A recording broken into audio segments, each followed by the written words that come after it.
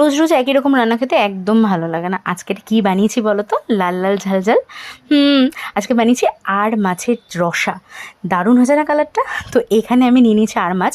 আর না, আমি আর মাছের রসা করলে মানে প্রেফার করি যে ছোটো ছোটো যেন পিসটা হয়, তো সেইভাবেই আমি ছোটো ছোটো পিস করে নিয়েছি। তার সাথে নিয়ে নিয়েছি হচ্ছে হলুদ, লবণ আর সর্ষে তেল। সর্ষে তেলটা ভালো করে মাখাতে লাগবে, আর একটু চেষ্টা করবে যাতে জল না থাকে, কারণ জল থাকলে ছিটতে পারে। পরে ভালো করে হচ্ছে মেখে নিয়ে 10 মিনিট রাখলেই হবে। তারপরে কড়াইতে তেলটা গরম করবে, তো তেলটা খুব ভালো করে গরম করবে, নাহলে কিন্তু কড়াইতে লেগে যেতে পারে, আর একটু সাবধানে ছাড়বে, ছিটতেও পারে। তো ভালো করে উল্টে নেবে, আর খুব লাল একদম ভাজবে না, কারণ না নাহলে একটু রাবার রাবার লাগে, মানে একটু একটু ব্যালেন্স করে ভাজবে।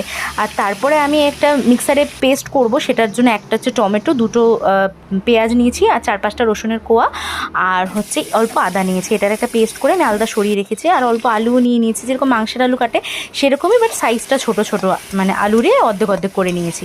তো এটা হলুদ লবণ দিয়ে তেল দিয়ে ওই একই কড়াইতে তেল দিয়ে ফ্রাই করে নিয়েছি। তারপরে একই কড়াইতে আরেকটু তেল দিয়ে নেওয়া হচ্ছে, সর্ষে তেল ইউজ করেছি।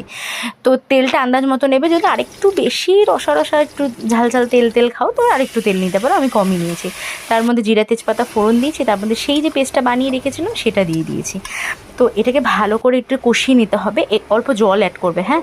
তো তারপরে হচ্ছে হলুদ লবণ আর হচ্ছে জিরে গুঁড়ো, ধনে গুঁড়ো আর হচ্ছে লঙ্কার গুঁড়ো দিয়েছি। চাইলে এর মধ্যে তোমরা গরম মশলা গুঁড়ো দিতে পারো, একটু চিনি দিয়েছি আমি, গরম মশলাটা অ্যাড করিনি। ঘি গরম মশলা দিলেও ভীষণ ভালো মানে খেতে হয়, কিন্তু এত গরমের মধ্যে ঘি গরম মশলাটা অ্যাভয়েড করলাম, এমনিতেও খুবই ভালো হবে, এটাও দারুণ খেতে লাগে। তো তারপরে একটু কাঁচা লঙ্কাও অ্যাড করেছি। কাঁচা লঙ্কা অ্যাড করে দেওয়ার পরে আলুগুলো যেগুলো ছিল সেই আলুগুলোও দিয়ে দিয়েছি। তারপরে আলুগুলো দিয়ে ভালো করে হচ্ছে কষাতে হবে, যাতে আলুর মধ্যে মশলার যে হচ্ছে ফ্লেভারটা আছে সেটা ঢোকে। তো ভালো করে যে কষিয়ে নিয়ে জল দেবে, জলটা খুব বেশি দেবে না, কারণ রসা যেহেতু হচ্ছে মানে একটু গা মাখা ঝোলটা হবে।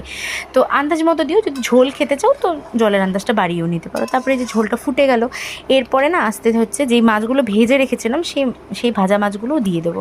তো এখানে যে ভাজা মাছগুলো দিয়ে দিলাম, তো ভাজা মাছগুলো দিয়ে ভালো করে ফোটাতে হবে, যাতে ভেতর অবধি যাতে হচ্ছে ঝোলের ইয়েগুলো ঢোকে, মশলা ঢোকে। তো তারপরে দেখছো জলটা আমি একটু কমিয়েও নিয়েছি, মানে গাঢ় করে নিয়েছি। আর দেখতেই পাচ্ছ উপরে হচ্ছে যেটার মাছের কষা যে তেলটা সেটাও ভেসে উঠছে। রান্না কিন্তু একদম রেডি। কেমন হলো জানিও।